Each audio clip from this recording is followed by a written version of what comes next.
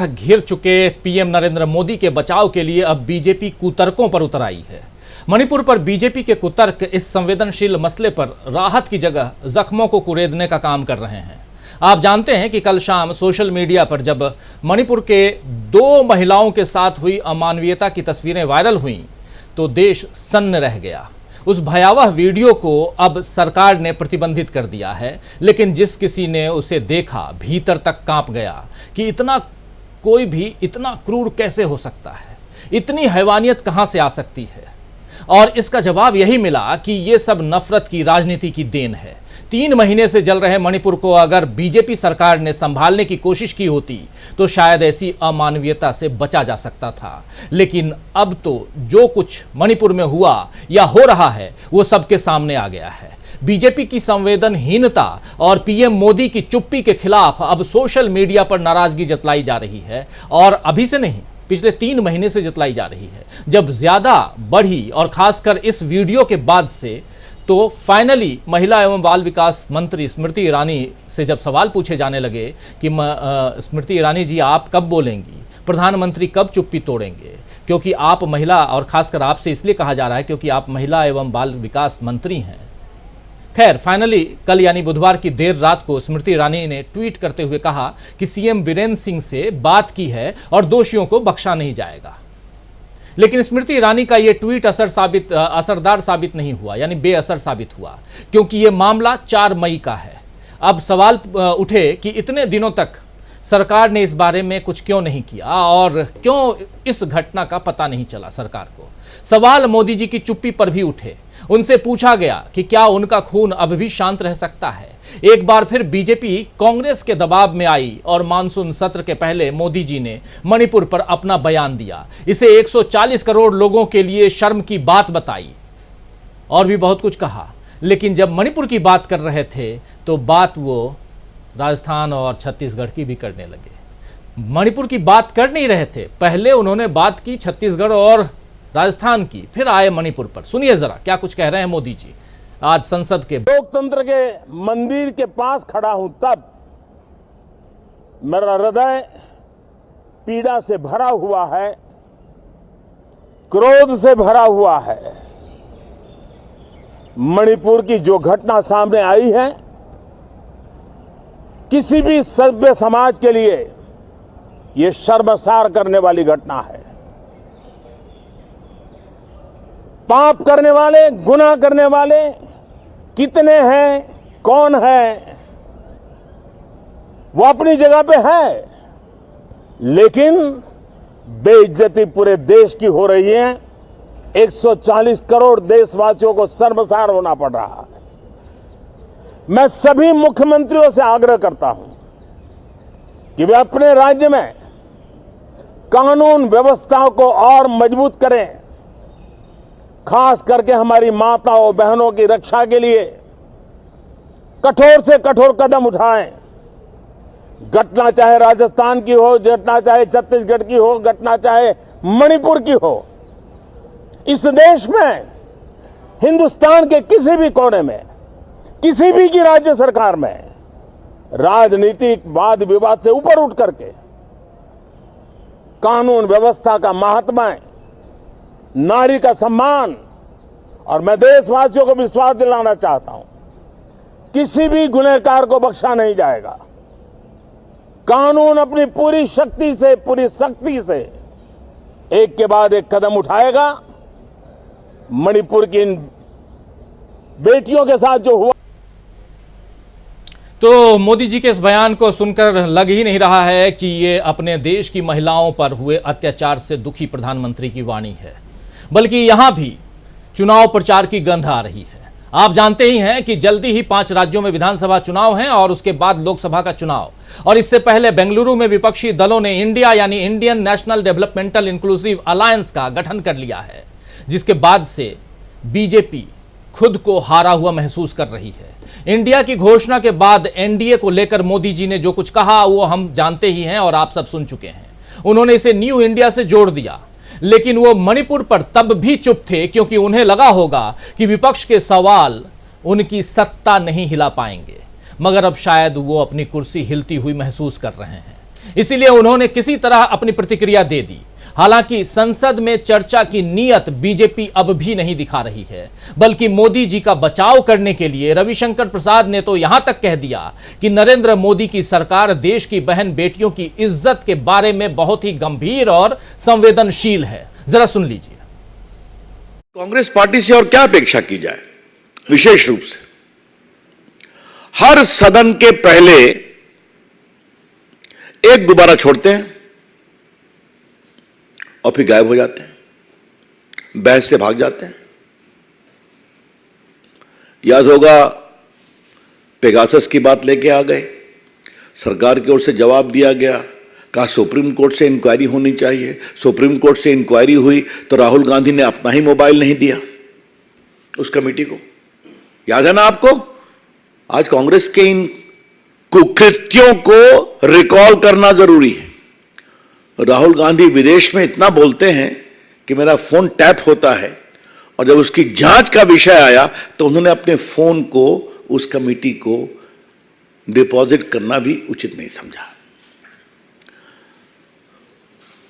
इधर एक और पैटर्न हम देख रहे हैं, इस पर कभी विस्तार से चर्चा करेंगे आपसे, कि जब भी संसद का सत्र होता है तो एक नैरेटिव ये सोच लेते हैं और फिर चाहते हैं कि पूरा उसी पर बहस हो।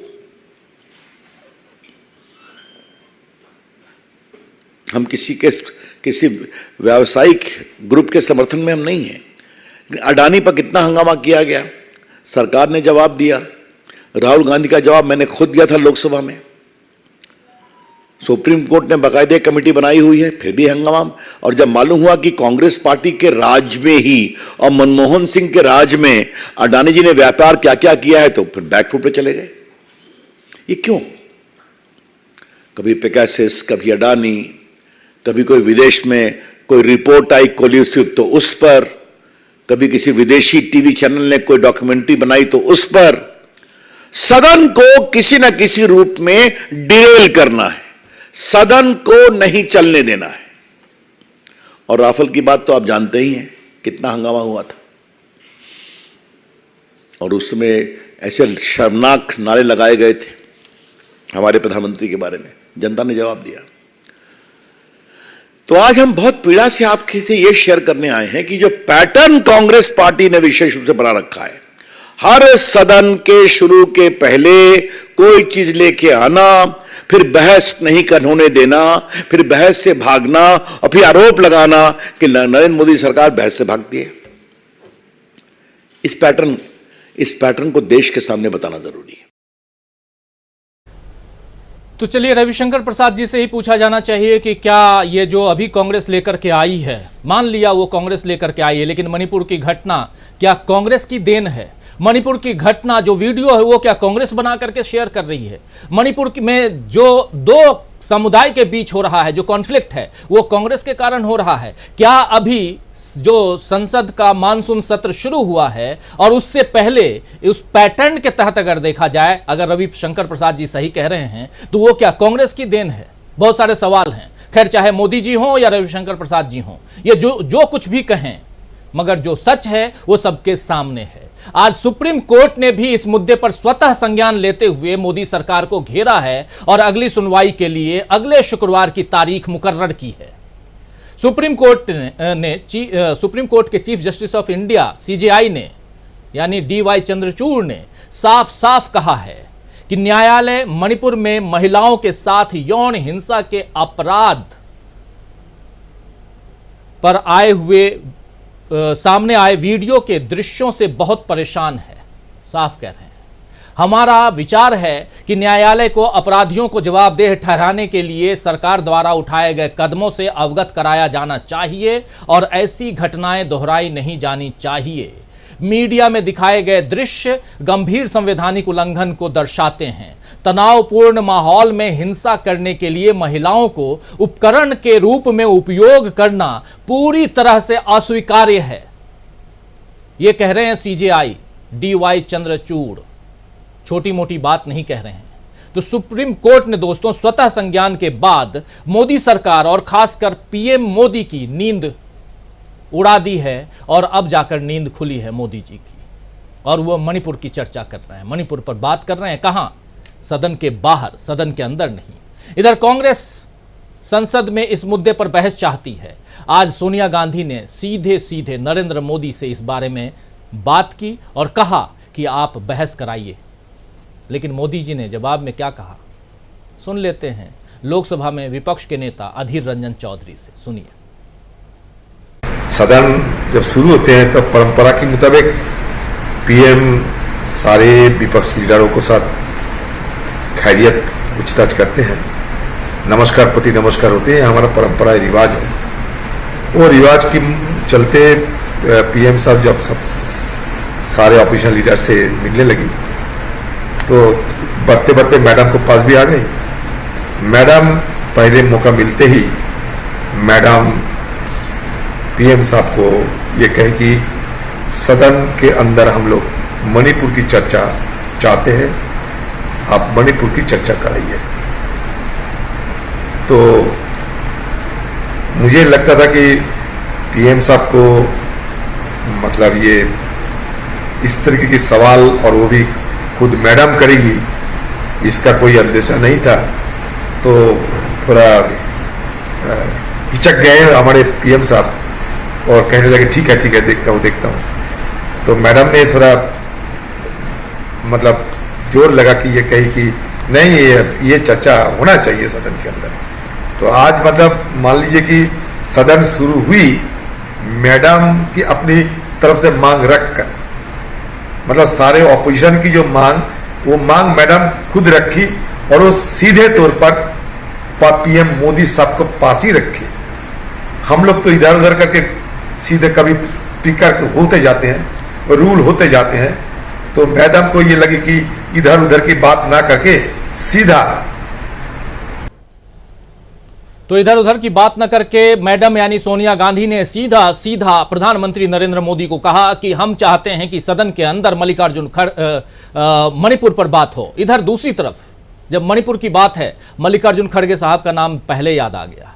जरा वो दिखा भी देना चाहता हूं, क्योंकि लोकसभा में और लोकसभा के जो लीडर ऑफ अपोजिशन जो हैं वो अभी आप अधीर रंजन चौधरी को सुन रहे थे। इधर राज्यसभा में नेता प्रतिपक्ष लीडर ऑफ अपोजिशन मल्लिकार्जुन खड़गे और सभापति जगदीप धनखड़ साहब दोनों के बीच तीखी बहस हो गई। और बहस किस पर? मणिपुर पर। सुनिए जरा, ये भी सुन लेते हैं। I am raising my hand and I am not given chance to speak on 267 rules, and 267 I have already given earlier morning 9 o'clock. I sent my people before that only so that others can give. You should submit, because tomorrow you can say that you have not given the notice in time. So I have made my full efforts to attract your attention and give notice. But unfortunately, I am not allowed to raise this 267, and you know the Manipur is burning. Honorable members, please. I expect the leader of the opposition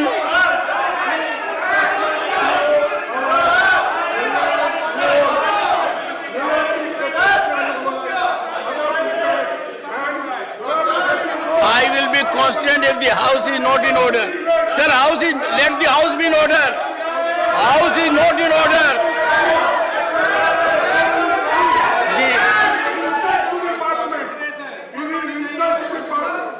It is insult to the house. Sir.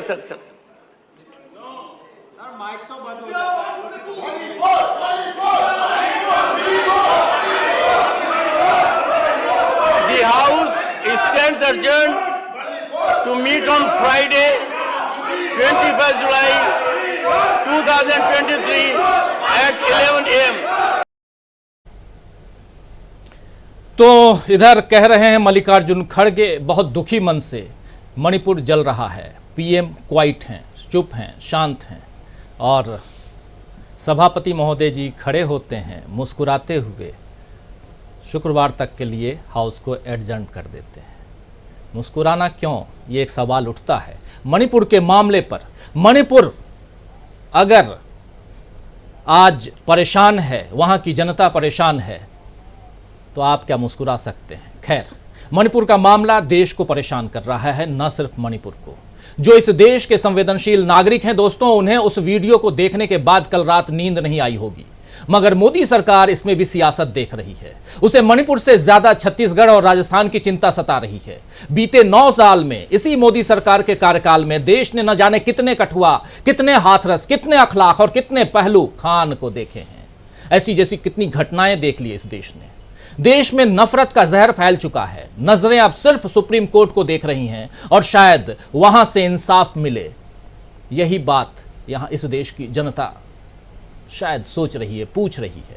लेकिन सवाल पूछे जा रहे हैं और पूछे जाएंगे भी कि आखिर क्यों नहीं मोदी जी ने पहले मणिपुर का इस मामले पर कुछ कहा। अब जब चुनाव में हार का डर सता रहा है, तब देश की बेटियां, माताएं और बहनें याद आ रही हैं, उनकी चिंता हो रही है। और सबसे बड़ा सवाल ये कि क्या देश की राष्ट्रपति इस पर कुछ बोलेंगी, क्या वो मणिपुर में राष्ट्रपति शासन लगवाएंगी। बहुत सारे सवाल हैं, इन सवालों का जवाब खोजने की कोशिश करते हैं। और चौतरफा जो घिर गई है, फजीहत हो रही है मोदी सरकार